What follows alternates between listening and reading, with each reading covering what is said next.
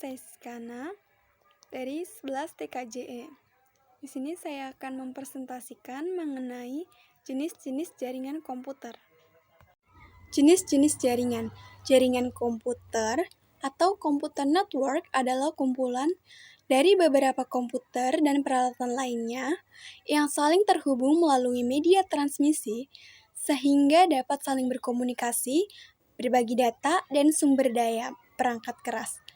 Tujuannya adalah agar informasi atau data yang dibawa pengirim dapat sampai kepada penerima dengan tepat dan akurat. 1. Jangkauan geografis. Ada PAN, Personal Area Network. Adalah sebuah jaringan yang dipakai untuk berkomunikasi jarak dekat antar perangkat pribadi seperti tablet, telepon genggam, headset nirkabel, dan laptop. Implementasinya adalah jaringan Bluetooth. LAN, Local Area Network, adalah sebuah jaringan komputer yang memiliki cakupan wilayah lokal skala kecil seperti jaringan dalam rumah, ruangan sekolah, atau gedung. Yang ketiga ada MAN, Metropolitan Area Network, adalah jaringan yang cakupannya lebih luas dari LAN, menghubungkan dua atau lebih komputer yang terpisah tetapi berada di kota yang sama atau yang berbeda. WAN, Wide Area Network, adalah jaringan yang menghubungkan beberapa komputer atau berbagai macam tipe jaringan seperti LAN dan LAN. Jarak jangkauan cukup jauh, bisa antar negara atau benua. Dan juga ada topologi jaringan. Topologi jaringan menggambarkan struktur jaringan bagaimana semua komponen yang saling terhubung satu dengan lainnya. Topologi dalam jaringan komputer akan memengaruhi kinerja atau kecepatan komunikasi antar komputer. Topologi komputer merupakan peta dari jaringan komputer tersebut. Topologi jaringan terbagi menjadi dua, yaitu topologi secara fisik dan topologi secara logika. Topologi secara fisik menjelaskan susunan dari label komputer serta lokasi dari seluruh komputer jaringan. Topologi secara logika menetapkan informasi atau aliran data dalam jaringan. Yang pertama ada topologi bus.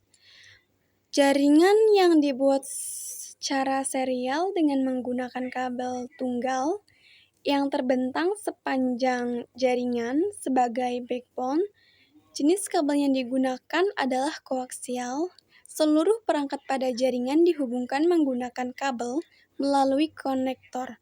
Topologi ini biasanya hanya dipergunakan pada jaringan kecil antara 5-10 komputer.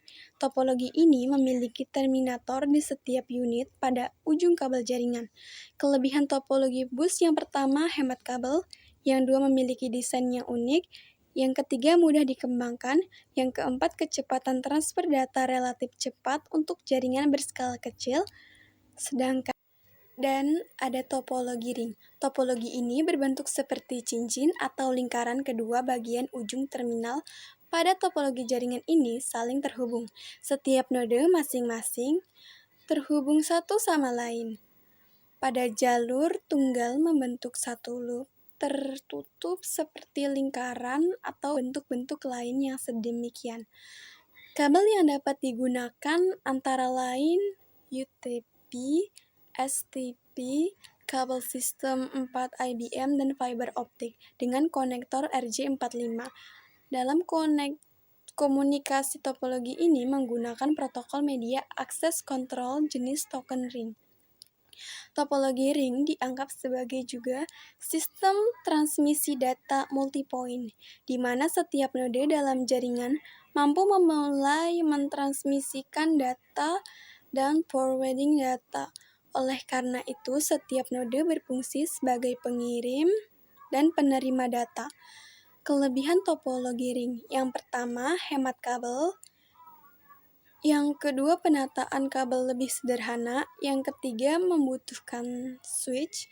Yang keempat, melayani lalu lintas yang padat.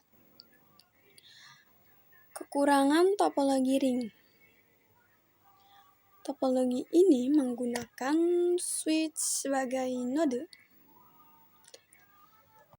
Topologi star. Topologi ini menggunakan switch sebagai central node. Fungsi switch adalah sebagai pengatur dan pengendali dalam pengiriman ke komputer satu tanpa melewati komputer yang bukan tujuan. Kabel yang sering digunakan adalah kabel UTP dengan konektornya RT45. Kelebihan topologi star: satu, bersifat fleksibel. Yang kedua, keamanan data yang tinggi. Yang ketiga, transfer data yang lebih mudah dan efisien. Yang keempat, mudah dalam mendeteksi kerusakan pada jaringan. Yang kelima, jika salah satu komputer mengalami kerusakan jaringan, maka akan tetap berjalan dan tidak menimbulkan masalah bagi komputer lainnya. Kekurangan topologi star: satu, menggunakan biaya yang cukup mahal karena menggunakan banyak kabel. Jika switch mengalami kerusakan, maka dapat melumpuhkan jaringan. Yang ketiga, jumlah terminal yang terbatas, bergantung dari jumlah port pada hubungan switch. Yang keempat, jika lalu lintas padat, maka jaringan akan melambat. Topologi tree atau disebut extend star. Topologi ini biasanya berbentuk pohon dengan menghubungkan beberapa topologi star dengan satu topologi bus sebagai backbone komputer. Komputer dihubungkan ke switch, sedangkan switch dihubungkan ke backbone.